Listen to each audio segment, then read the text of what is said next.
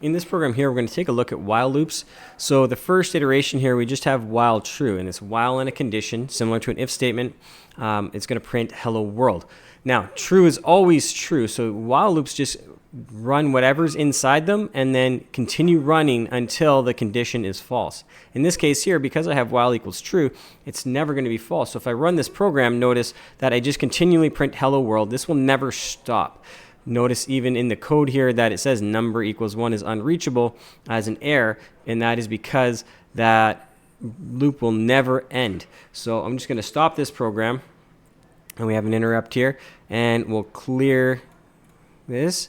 And if I put the uncomment the break, what break does is it stops the loop, and then it will continue on to the next portion of my while loops.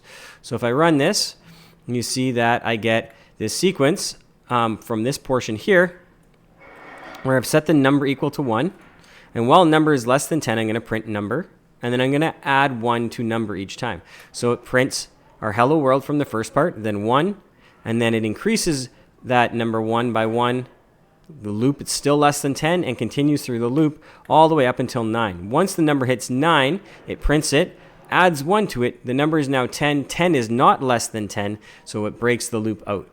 In this last portion here, we have a user input set to 0 or nothing or empty, and then we have an answer equal to 4. And then we're just going to have the user guess a number between 1 and 10. So long as the user input is not equal to answer, this while loop will run.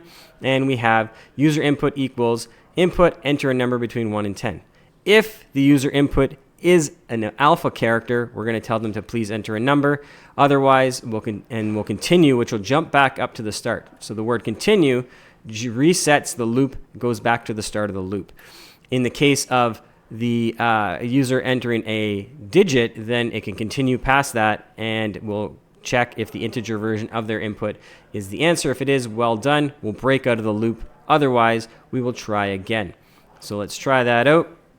And we know the number is 4, but let's put in an A.